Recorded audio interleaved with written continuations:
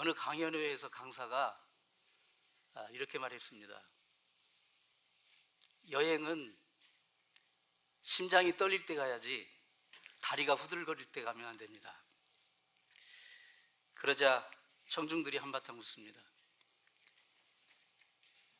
청중 중에 한 사람이 손을 들고 말합니다. 제가 아직 할 일이 많고 자식도 키워야 되고 나중에 은퇴하면 그때 좀 여행도 가렵니다. 그러나 나중은 없습니다. 세상에 가장 허망한 약속이 나중에라는 것입니다. 나중에 예수 믿겠습니다. 나중에 예배하겠습니다. 나중에 헌신하겠습니다. 나중에 신앙생활 하겠습니다. 그런 나중은 절대 오지 않습니다. 영어로 현재라는 말은 선물, present, gift라는 뜻인데요. 지금 현재는 하나님이 우리에게 주신 선물입니다. 하나님이 주신 귀한 선물, 이 현재, 지금 하나님을 예배하고 하나님께 헌신하고 하나님께 예배하는 그런 저와 여러분 되시기를 진심으로 축원합니다. 예수님이 오심으로 이 땅에 하나님의 나라가 임했습니다. 예수님이 공생애 때 가장 먼저 선포하신 말씀이 회개하라, 천국이 가까웠다, 하나님 나라가 가까웠다라고 말씀하셨습니다. 예수님이 공생애 때 행하신 많은 기적들은 궁극적으로 하나님의 나라가 임한다는 것을 보여주는 증표들이었습니다. 예수님께서 가르치신 많은 말씀들은 이 땅에 우리가 어떻게 하나님의 나라가 임하고 하나님의 나라를 살아가는지를 보여주는 방법이었습니다. 오늘 본문의 씨 뿌리는 비유도 하나님의 나라가 어떻게 우리 가운데 임하고 우리에게 임하는 하나님의 나라에 어떻게 반응하는지를 보여주는 귀중한 교훈입니다. 어떤 농부가 밭에 씨를 뿌렸는데 어떤 씨는 사람들이 막 다니는 길가에 떨어지고 어떤 씨는 돌짝밭에 떨어지고 어떤 씨는 가시덤불에 떨어져서 씨가 뿌리를 내리지 못하고 열매를 맺지 못합니다. 이 예수님의 그 씨 뿌리는 비유를 통해서 우리에게 가르쳐 주시는 메시지가 무엇일까요? 바로 하나님의 나라가 우리 가운데 임하는 모습의 다양함, 그리고 하나님의 나라가 우리 가운데 찾아오실 때 우리가 그것을 어떻게 반응하느냐 하는 그런 모습의 다양함을 보여주고 있습니다. 하나님의 나라는 말씀으로 임합니다. 하나님의 말씀을 통해서 하나님 나라가 우리에 찾아오는 거예요. 그리고 하나님은 말씀으로 우리를 다스리십니다. 하나님이 통치하시는 것이 바로 하나님의 나라이기 때문에 하나님의 말씀을 주셔서 그 말씀으로 우리를 다스리시고 인도하십니다. 예수님이 오늘 비유하시는 이 씨 뿌리는 비유에서 그 씨는 바로 하나님의 말씀이고 이제 씨가 뿌려지는 그 밭은 이 세상이면서 동시에 우리의 마음입니다. 우리의 마음이에요. 예수님이 말씀을 씨로 비유하시고 그 다음에 우리의 마음을 밭으로 비유하신 것은 매우 적절합니다. 왜냐하면 하나님의 말씀이 우리 마음 밭에 심어져서 뿌리를 내리고 싹이 나고 꽃을 피우고 열매를 맺는 것이 바로 우리가 이 땅 하나님의 자녀로서 이 땅을 살아가는 신앙생활이기 때문입니다. 그런데 이 비유를 보면서 좀 이상한 생각이 들어요.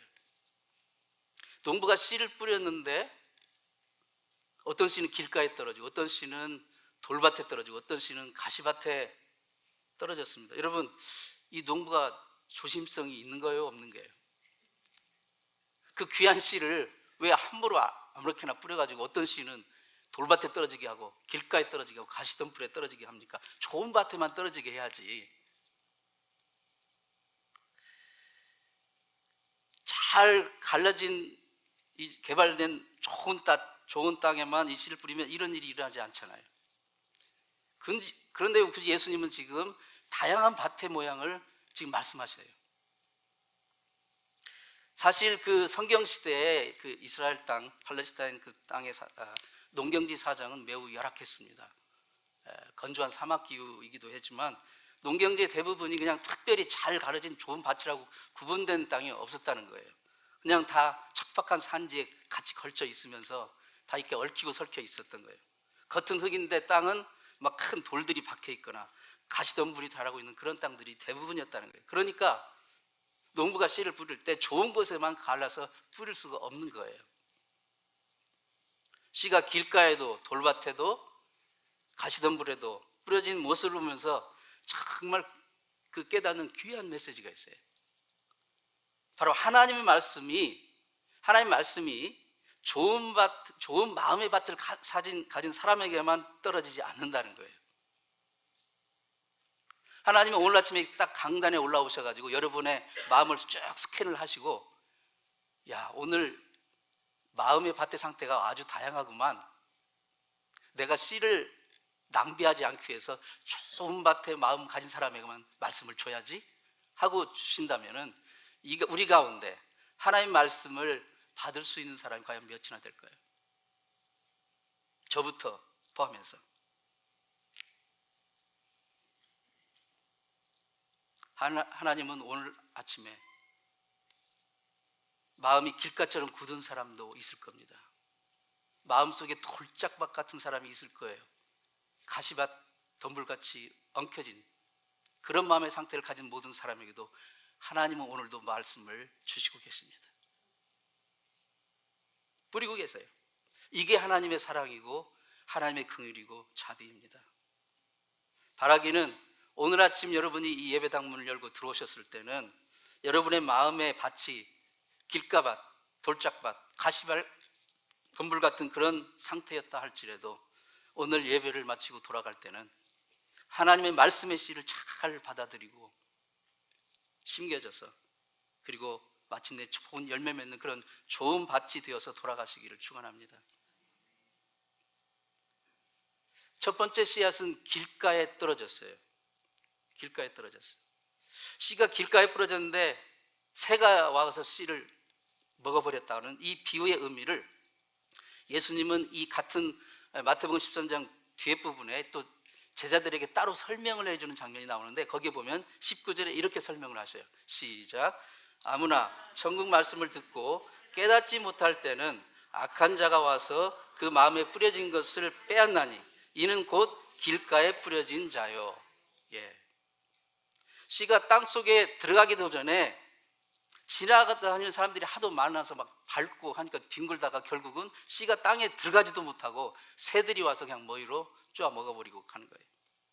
그러니까 이게 비유로 하자면 마음이 너무 굳고 단단해가지고 말씀이 이렇게 떨어졌는데, 지금 말씀이 이 아침에 주고 계시는데 그 말씀이 내 마음을 파고들지를 못하고 튕겨버리는 거예요.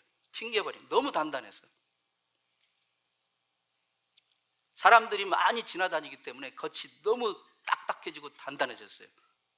그 겉 단단한 부분을 괭이로 파가지고 덜어내면 부드러운 흙이 나올 텐데 계속 너무 밟혀있기 때문에 아주 단단하게 굳어져 있어요. 이와 같은 마음의 그 상태를 가진 사람은 그 마음의 벽이 오랜 시간 동안 쌓여진 세상 생각에 굳어져 있어요. 문제는 마음의 벽이 너무 단단해서 말씀이 들어가고 싶어도 들어가질 못하는 거예요. 이미 내 마음이 단단한 견고한 벽을 가지고 그것을 방어하고 있고 이제 튕겨내고 있어요. 의심하고 있고. 이런 사람들은 어떤 말이 들리면 자기 듣고 싶은 대로만 듣는 거예요. 순수하게 하나님의 말씀을 듣지 못합니다. 사탄은 이런 마음의 상태를 너무 좋아해요. 왜냐하면 말씀이 그 마음을 파고 들어갈 전혀 공간이 없기 때문에 사탄은 너무나 좋아하는 거죠. 영적인 원수들이 말씀을 훔쳐가 버리는 거예요. 그들이 말씀을 훔쳐가서 자기들이 하나님께 섬기려고 하는 게 아니라 그 말씀을 버려버리는 거예요. 얼마나 안타깝고 억울한 일입니까? 그래서 우리가 말씀이 선포되는 것, 말씀이 이 아침에 지금 여러분을 찾아가는 것, 이것은 영적인 전쟁이 일어나고 있습니다. 사단이 우리의 마음의 문을 견고하게, 여리고성이 문을 견고하게 닫고 있듯이 견고하게 그 빗장을 지르고 잠그게 해요. 그래서 그 말씀의 씨앗의 한 톨도 내 마음에 들어가지 못하도록 막는 거예요. 말씀에 문제가 있는 게 아니라 내 마음 밭이 문제가 있는 것입니다. 하지만 길가의 밭처럼 마음이 단단하고 굳어져 있더라도 희망이 있습니다. 여러분, 가끔 보면 아스팔트에 그 크랙이 생겨가지고 그 조그만 틈 생긴 새로 그 파란 새싹이 나와가지고 꽃 피우는 거 보셨죠? 하나님 말씀은 영원한 생명이 있기 때문에 이 말씀 우리가 품고 있으면 그 틈이 생기면 그 안으로 말씀이 들어가고 거기서 이제 생명의 역사가 싹틀 수가 있어요. 때로는 하나님이 우리 삶 가운데 정말 엄청난 고난을 허락하실 때가 있어요. 이 고난은 어쩌면, 이 고난과 시련은 어쩌면 우리에게 정말 아프지만 이 말씀이 들어오는 틈을 만드시는 것일 수 있습니다. 두 번째로 씨가 떨어진 땅은 흙이 얕게 덜핀 돌밭입니다. 이 흙이 얕은 돌밭에 씨가 떨어지면 금세 싹은 나요. 일단 흙은 있으니까. 그런데 흙이 깊지 않고 돌들이 많으니까 뿌리를 내리지 못하는 거예요. 뿌리를 내리지 못하고 싹이 나온 싹이 그냥 이내 금세 시들어 버리는 거예요. 이런 상태를 예수님은 이제 나중에 20절, 21절에서 이렇게 설명을 해주고 있습니다. 같이 시작. 돌밭에 뿌려졌다는 것은 말씀을 듣고 즉시 기쁨으로 받되 그 속에 뿌리가 없어 잠시 견디다가 말씀으로 말미암아 환난이나 박해가 일어날 때는 곧 넘어지는 자예요. 여러분, 우리가 얼마나 이 구절에 내 삶에 적용되는 경우 많이 있잖아요. 팔레스타인 땅은 건조한 사막기이기 때문에 겉은 흙으로 덮여 있지만 흙을 파보면 정말 자갈과 돌들이 많이 섞여 있는 그런 땅이 태반이라는 겁니다. 농부들이 흙을 모두 이렇게 파가지고 확인해보고 씨를 던질 수가 없기 때문에 일단 이제 씨를 뿌립니다. 땅 속에 돌이 많으면 그 땅 속에 있는 돌이 온돌 효과를 갖기 때문에 일단 씨가 떨어지면 싹은 빨리 난대요. 그게. 근데 싹이 빨리 난다고 그게 좋은 건 아닙니다. 문제는 거기에서 뿌리를 내리는 것이 더 중요한데, 일단 싹은 금방 나왔지만 그게 뿌리를 내리지 못하기 때문에 싹이 햇빛이 비쳐서 완전히 거기 타가지고 말라버리는 거예요. 예수님은 겉은 흙으로 덮였지만 그 마음속에 돌짝들이 이렇게 숨겨져 있는 그런 밭을 이렇게 설명하셨어요. 그들은 말씀에 일단 빨리 반응합니다. 싹이 금방 나며 막 기쁨으로 말씀을 받아들여요, 일단은. 그런데 그게 오래가지를 못하는 거예요. 견뎌내지를 못하는 거예요. 말씀이 내 삶 가운데 뿌리를 내리지 못하기 때문에 겉으로 드러난 일단 방금 들은 귀로 들은 즐거움, 그 기쁨으로만 생각하다가 결국 조금만 어려우면 금방, 그리고 내 감정이 항상 똑같지 않지 않습니까? 그러니까 이 변덕 부리는 내 감정이 의존해서 금방 시들어 버리는, 이런 믿음이 굉장히 흙이 얕은 피상적인 믿음, 감정 기복이 심합니다. 일시적인 기분에 좌우가 되는 거예요. 지나치게 피상적인 믿음을 갖게 된 이유는 우리의 마음속에 돌들이 많이 섞여 있기 때문이에요. 우리 마음속에 있는 돌들은 무엇일까요? 바로 세상의 불신앙과 불순종의 생각들입니다.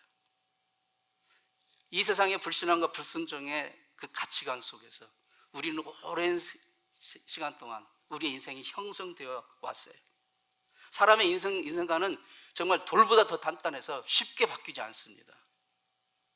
좀처럼 변화되잖아요. 부모로부터, 주변의 친구로부터, 가정으로부터, 학교 교육으로부터 형성된 하나님을 대적하는 그 불신앙과 불순종의 그 오래된 생각들, 이것들이 하나님 말씀이 임할 때 하나님 말씀과 부딪히거든요. 충돌하거든요. 충돌하니까 일단 나에게 편한 세상의 가치관, 그것이 말씀을 튕겨버립니다. 그래서 말씀이 뿌리를 내리지 못하게 하는 거예요. 돌밭의 문제를 해결하려면 흙 속에 섞여 있는 돌을 걸러서 찾아내야 되는 거예요. 예수님을 진심으로 믿는 자라면, 하나님의 자녀라면 우리 마음속에 자리 잡은 하나님의 말씀과 충돌하는 이 세속적인 가치관의 돌멩이들, 이것을 걸러내서 깨트려야 됩니다. 그래야 말씀이 뿌리를 내릴 수가 있는 거예요. 에스겔 36장 26절 같이 읽습니다. 시작. 또 새 영을 너희 속에 두고 새 마음을 너희에게 주되 너희 육신에서 굳은 마음을 제거하고 부드러운 마음을 줄 것이며. 여러분, 이 언약의 말씀을 붙드십시오.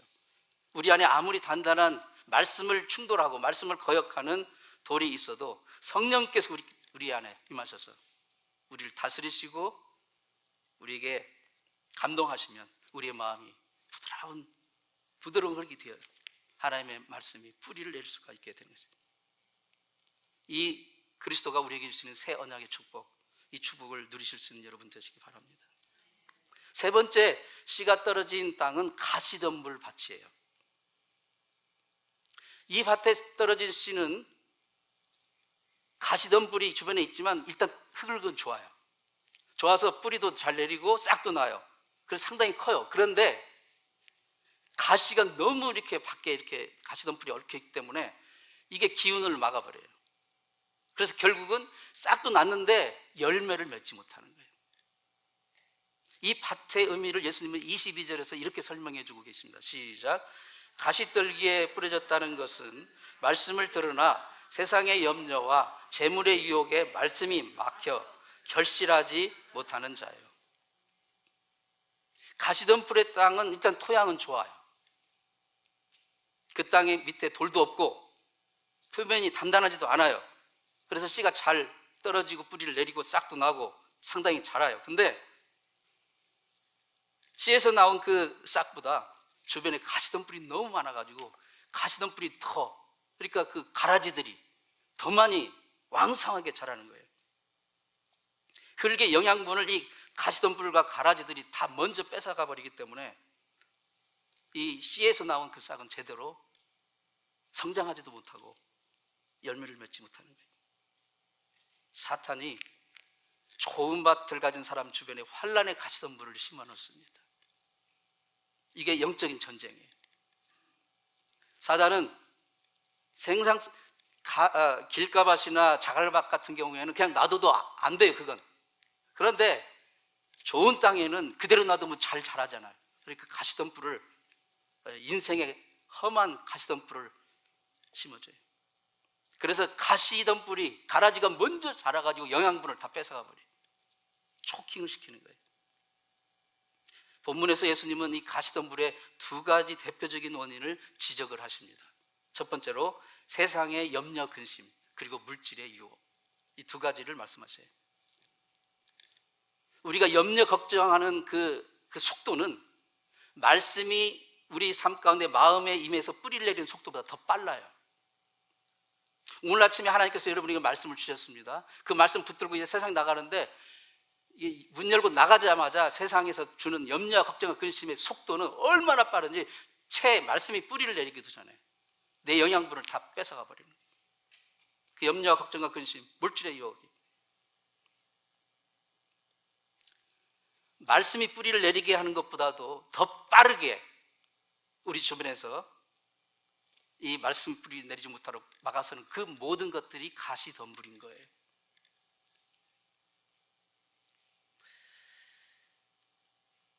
그 가시덤불은요, 꼭 막 찌르는 어려움의 모습도 있지만 위장된 모습으로 와요.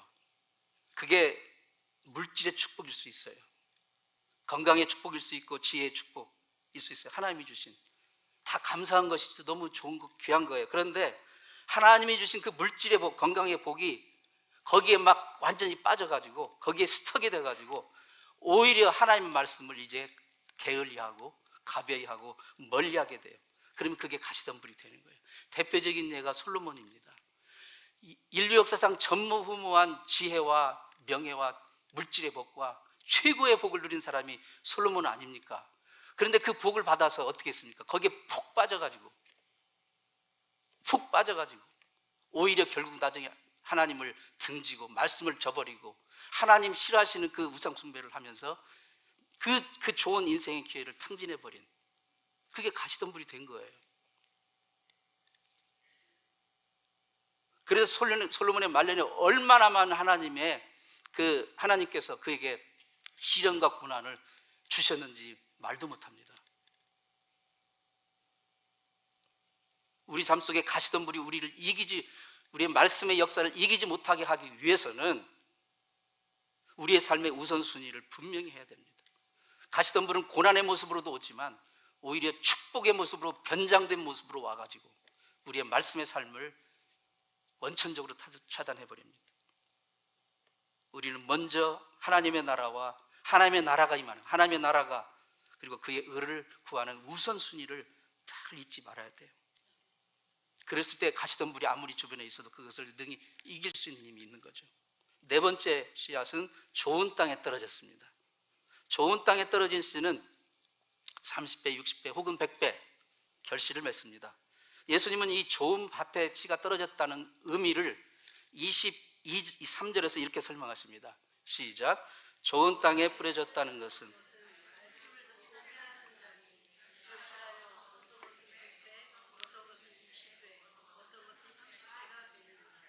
아멘.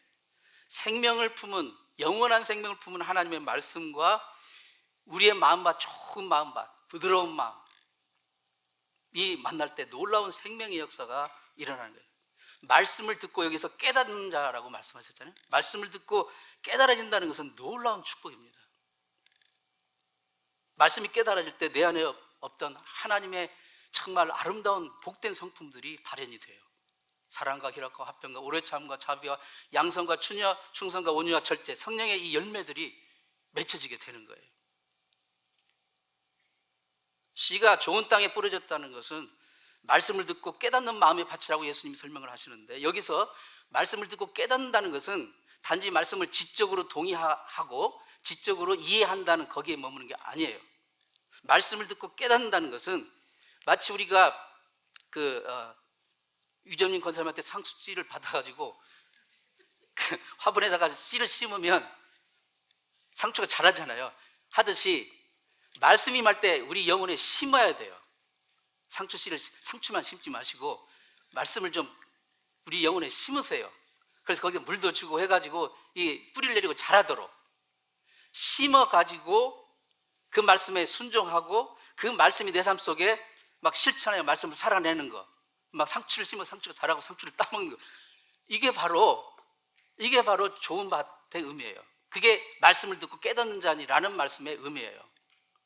그냥 지적으로 동의하고 지적으로 이해하는 게 아니라 그게 바로 말씀이 우리 삶 가운데 임하여서 100배 혹은 60배 혹은 30배 결실하는 놀라운 역사가 일어나는 거예요. 그게 하나님의 나라가 임한 거예요.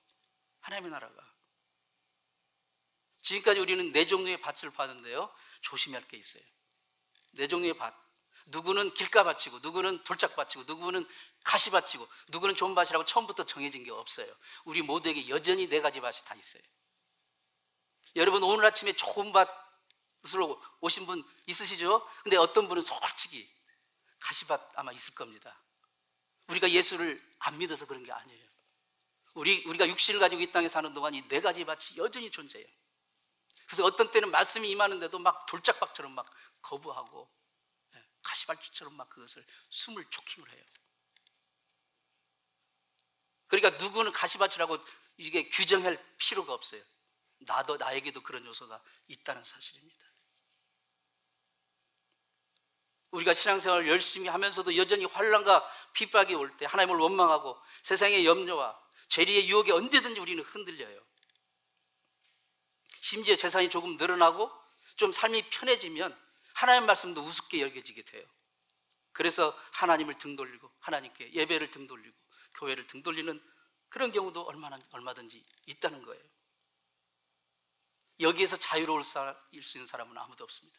육신을 가지고 살아가는 동안 늘 우리는 마음을 기경하고 좋은 밭을 대야지, 그냥 놔두면요, 여러분 아무리 좋은 땅이라도 그냥 놔두면요 한 몇 달 지나면 그냥 쑥대밭이 되는 거예요.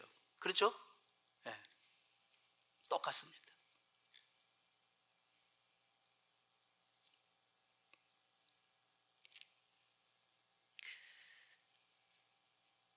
우리가 이 좋은 밭을 기행하는 그 방법은 내 스스로 인간적인 노력으로 되는 게 아니에요.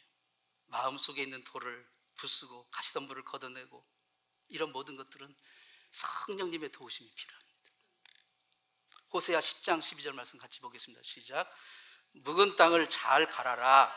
지금이 여호와를 찾을 때다. 마침내 그분이 와서 의의 비를 너에게 내릴 것이다. 아멘. 묵은 땅을 그냥 놔두면 우리 마음은 묵은 땅이 되고 단단한 땅이 되고 자갈밭이 되고 가시덤불이 되는 거예요. 탁 가려. 성령님께 순종하고 성령님 내 마음을 갈아 주시옵소서. 그러면 하나님께서 의의 비를 우리에게 막 촉촉하게 내려주시고 그 마음의 귀를 성령님을 향해 열어놓고 하나님의 인도하심을 구하고 하나님을 찾고, 그럴 때 길가와 같던 우리의 마음이 부드러워지고 돌밭에 있던 돌들이 부서지고 가시덤불이 태워지는 역사가 있게 될 것입니다. 여러분의 인생에 비바람이 몰아치고 뙤약볕이 내리쬐고 서리가 내리고 돌들이 자꾸 발에 부딪혀서 아프게 합니까? 아프시죠? 그러나 여러분, 그러한 그 여건들이 여러분이 말씀을 받고 그 말씀을 품고 말씀을 싹 틔우는 그것에 장애 요소가 되게 하지 마십시오. 오히려 그것을 자양분 삼아서 말씀을 싹 틔우는 여러분 되시기 바랍니다. 말씀 속에 영원한 생명이 있습니다. 그 생명은 우리가 품고 있고 정말 마음을 밭을 계속 기경을 하게 되면 반드시 싹이 나게 되어 있습니다. 열매를 맺습니다. 하나님은 그 어떤 누구도 불행한 삶을 살기를 원하셔요. 멸망하기를 원치 않으십니다. 길가의 밭, 돌밭, 가시밭이라도 성령께서, 우리가 성령께 늘 순종하고 하나님을 늘 구하고 찾고 하게 되면 정말 좋은 밭이 될 수 있다는 이 희망을 품고 여러분의 마음을 좋은 밭으로 늘 기경하는, 성령님의 도우심을 의지하여 기경하는 그러한 노력을 계속해 나가시길 바랍니다. 기도하겠습니다.